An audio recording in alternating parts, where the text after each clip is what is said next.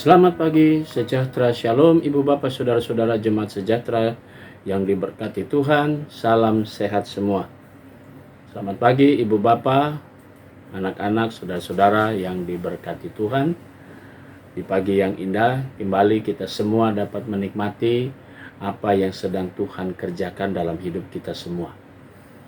Malam hari kita dijaga dalam istirahat malam, pagi hari kita kembali diberikan anugerah hari yang baru. Itu berarti kita juga diberikan tanggung jawab untuk kita kerjakan.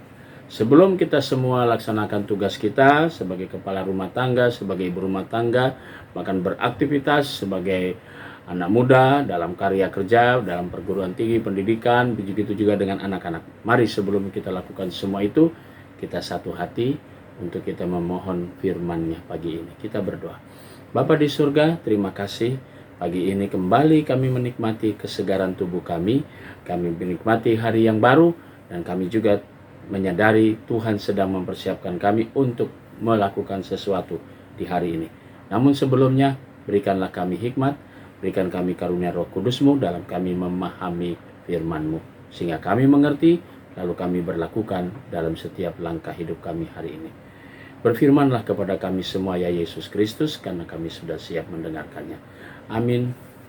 Saudara-saudara yang Tuhan Yesus kasihi, pembacaan Alkitab kita di pagi hari ini terambil dalam kitab Keluaran, pasalnya yang kelima, ayatnya yang ke-19 sampai 24, dan penekanannya pada ayat 21 yang menyatakan, lalu mereka berkata kepada keduanya, kiranya Tuhan melihat dan menghukum kamu, karena kamu telah membusukkan nama kami di hadapan Firaun dan pegawai-pegawainya. Dengan demikian, kamu memberi pedang kepada mereka untuk menghabisi kami.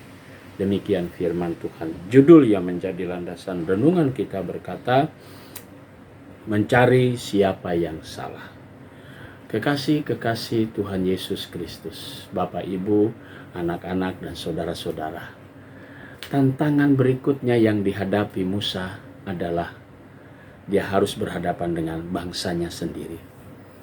Ketika Israel, ketika mandor-mandor yang dipercayakan mengawasi orang-orang Israel, mereka justru ditambah beban pekerjaan mereka.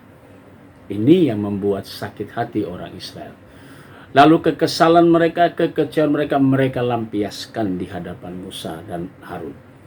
Saudara-saudara kekasih Tuhan, bukan mudah untuk mengabarkan Injil Tuhan, mengabarkan tentang kekuasaan Tuhan. Tadi pada hari yang kemarin kita bisa melihat tantangan pertama penguasa, tantangan yang kedua bangsanya sendiri yang menolak. Oleh karena tindakan Musa yang menghadap Firaun mengakibatkan mereka dibebani kembali pekerjaan yang begitu hebat. Nah, saudara-saudara, mungkin saja kalau kita baca terus bagaimana perasaan Musa yang diutus ternyata untuk bekerja dalam pekerjaan Tuhan tidaklah mudah. Tidak bisa kita merekayasa berdasarkan pikiran kita, tetapi kita harus menjalani dengan segala ketulusan, dan kita tahu bahwa melayani Tuhan, menjadi pelayan Tuhan bukan seperti yang kita bayangkan. Mungkin kita punya ekspektasi yang sangat tinggi, tetapi ketika kita berhadapan dengan kenyataan, semuanya itu bisa saja pudar. Nah, saudara-saudara, melayani Tuhan yang dituntut adalah kesabaran dan ketulusan dalam melayani. Karena Tuhan tahu siapa kita. Tuhan tahu siapa Musa, orang yang berani untuk berhadapan dengan persoalan. Dan karena itu, Tuhan juga tahu akan kepribadian kita, keberadaan kita. Ketika kita diutus, Tuhan tahu kelemahan kita. Karena itu dia tidak pernah membiarkan orang-orang pilihannya bekerja, berbuat, dan memberitakan tentang nama Tuhan. Dan Tuhan selalu ada. Karena itu saudaraku, Bapak, Ibu, anak-anak yang diberkati Tuhan, mari kita lanjutkan. Mari kita kerjakan kembali apa yang menjadi tanggung jawab kita sebagai anak-anak Tuhan yang diutus. Kita selalu berhadapan dengan masalah. Tapi ingat, kita adalah orang-orang pilihan Tuhan yang diutus, dan bukan orang yang pengecut untuk lari dari masalah, tapi berani untuk berhadapan dengan masalah. Dan Tuhan selalu membuat kita mendapatkan jalan keluar yang terbaik. Percayalah, Tuhan pasti memberkati kita semua. Amin. Mari saudara-saudara kita berdoa. Bapa Surgawi, kami berterima kasih karena di pagi hari ini Tuhan selalu memberkati kami.